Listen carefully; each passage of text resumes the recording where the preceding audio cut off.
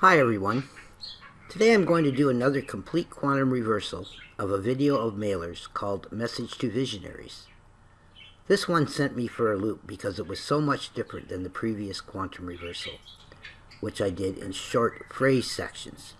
It's another one where I originally tried to do a full quantum reversal, which means just transcribing the entire video in forward mode, then copying it and doing the complete uninterrupted reverse translation. However, the first time I did it, I could not get any results. Then when I tried it again this time, it became much clearer to me. So it began to make me wonder what is happening and if there is some kind of explanation for it. I realized that by cutting it into shorter phrases, it would cause the translation to take different paths, but even the paths in the forward mode were changing so much, I had to check it out on YouTube and see if there is an explanation that might help. Here is a clip from a video made by PBS Digital Studio that talks a little bit about quantum waves. Let's start with a rubber ducky. It bobs up and down in a pool, causing periodic ripples to spread out. Some distance away, those waves encounter a barrier with two gaps cut in it. Most of the wave is blocked, but ripples pass through the gaps. When the new ripples start to overlap each other, they produce this really cool pattern. It's called an interference pattern. It's due to the fact that in some places, the peak of the ripple from one gap stacks on top of the peak from the other gap, making a more extreme peak. You also get more extreme dips when two troughs overlap. We call this constructive interference. But when the peak from one wave encounters the trough from another, they cancel out, leaving nothing. Destructive interference. So we have these alternating tracks of wavy and flat water. Any type of wave should make an interference pattern like this. For example, water waves and sound waves, but also light waves. So in the forward part of this translation, Maylor talks about the change as if he knows it's going to happen and says, "Ready, Ryan? We'll have some changes. For people know in the quantum, a certain percent is scrambled up. They'll input and have to table it with changes of my stream of words." Camera like that so close.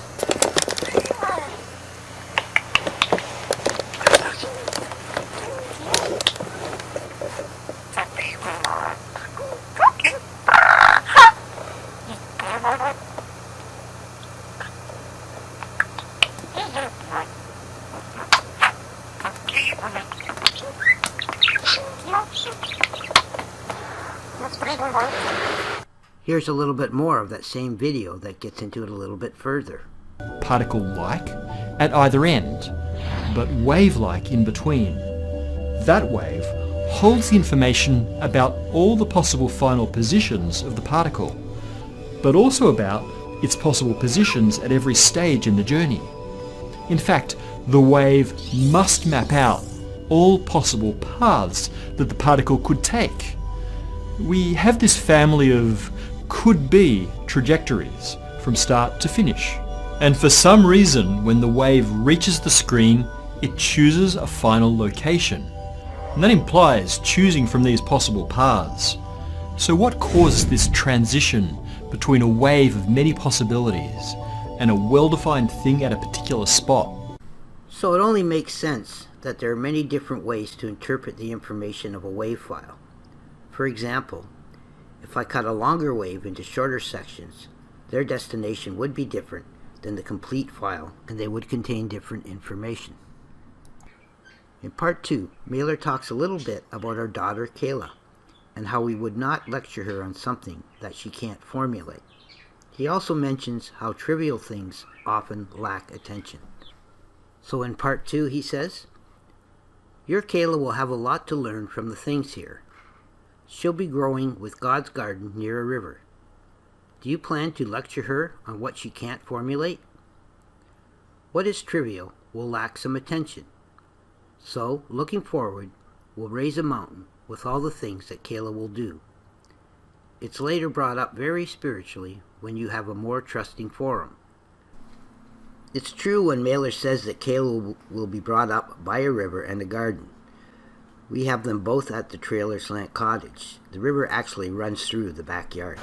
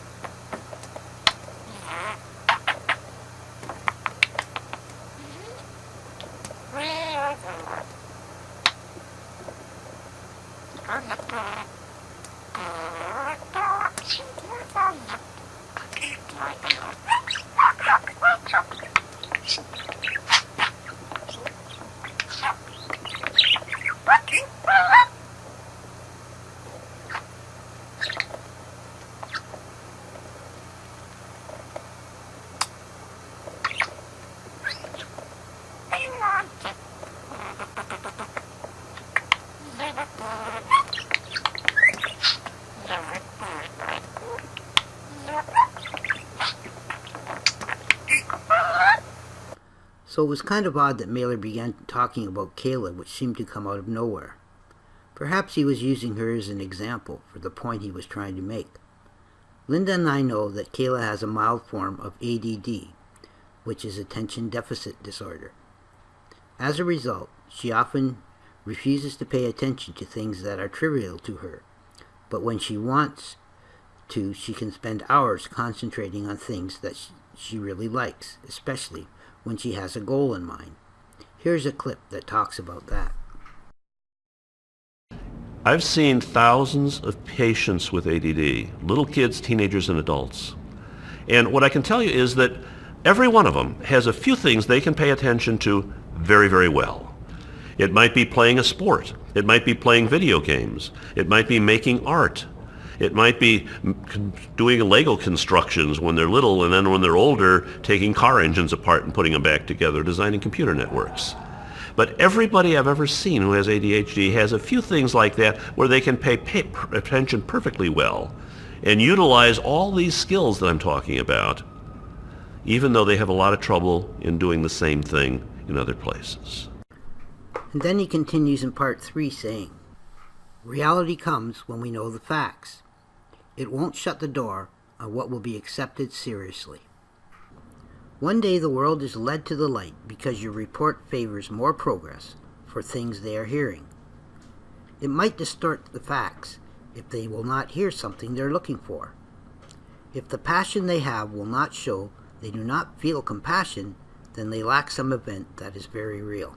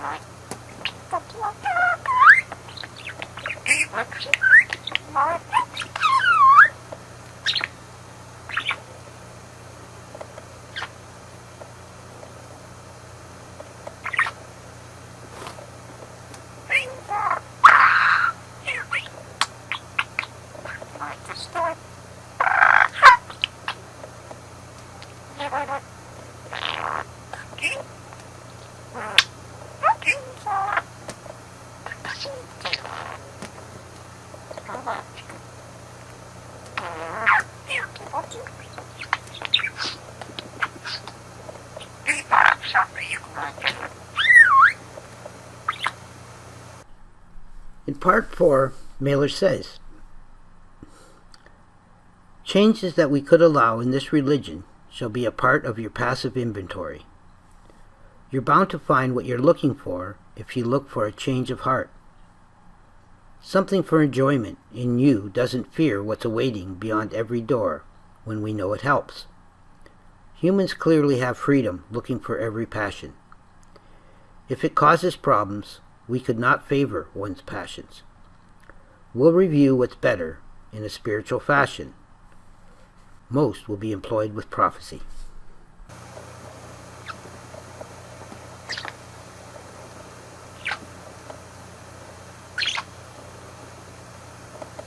Are you finished?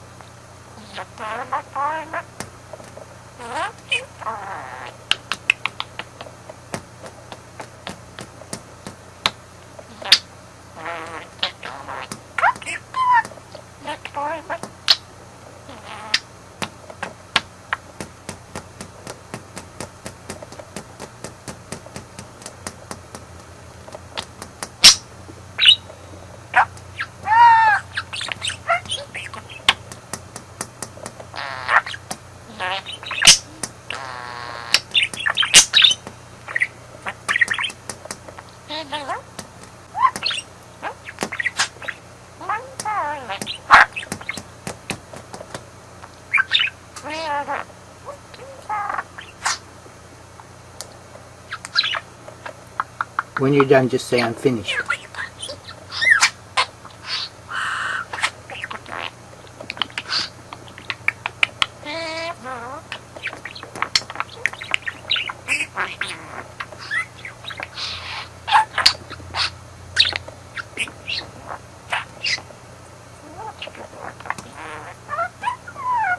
So now we'll move on to part 1 of the reverse mode, where he says, where actually I start off by saying, there might be a problem if you challenge who, and then Maylor says, is really not ready. We've got to show respectful and spiritual choices for them.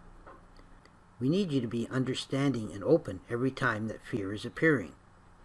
And then I say, being nice is not enough. And then Maylor says, some progress you have made has begun to happen real quick if you realize your options. If they're serious and try, they will believe in their heart it's right. Why don't you come closer to the camera and talk in the camera?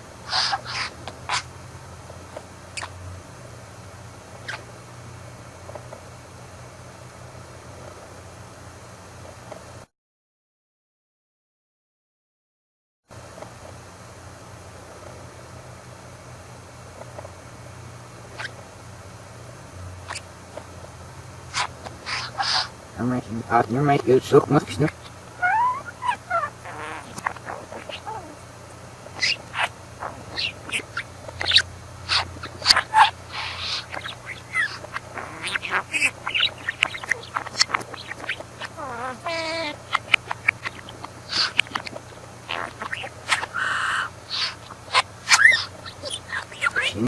If not, you know.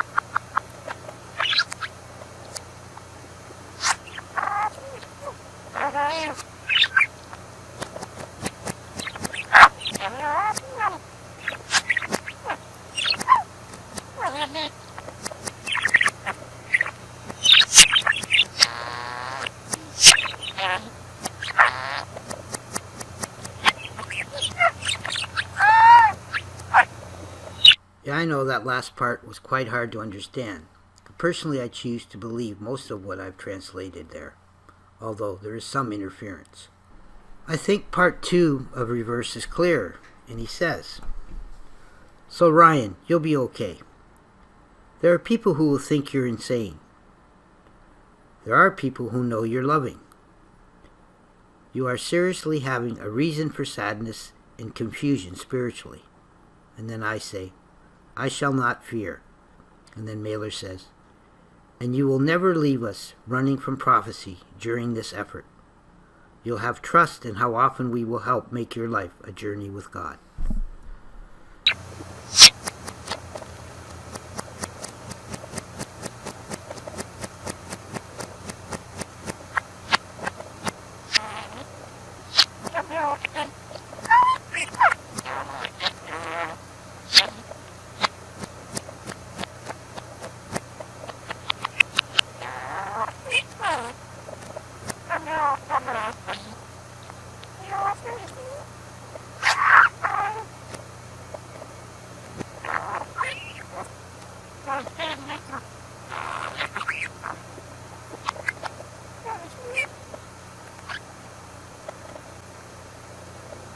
Jennifer.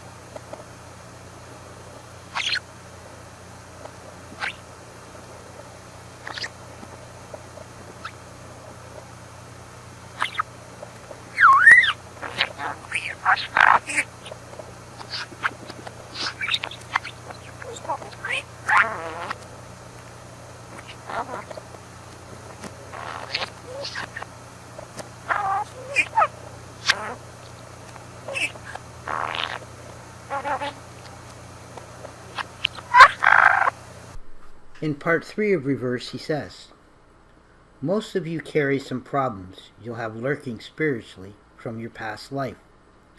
You'll be able to fix it in heaven. If you elect to carry problems, we will know you are not properly acclimated with a spiritual inventory. If you are suffering and you're spiritually confused, you will give in and try to get some help. Just knowing there is evil threatening your progress can give your soul peace. And nothing is trickery if you really believe you have enough time to absolve your spiritual sanity.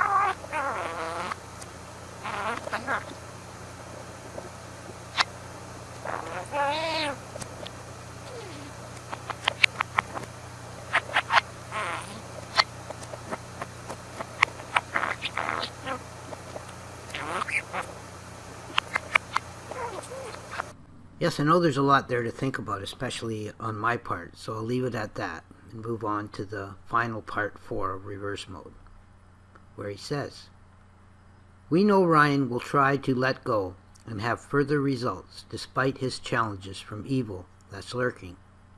We are really everlasting and have people who learn to evolve like him and accept the challenge. And then I say, the soul has a journey.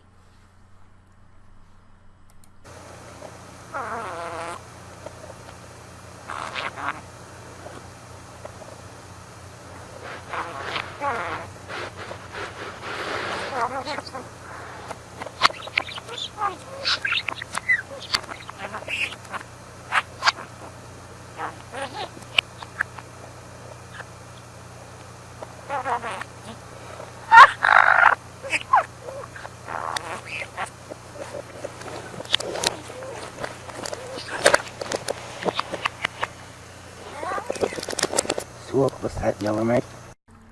This completes this presentation. Thanks for listening. If you'd like to join us, you can come to theangelscrolls.com and click on to the forum link at the top, where we will be adding the newest presentations. Bye for now.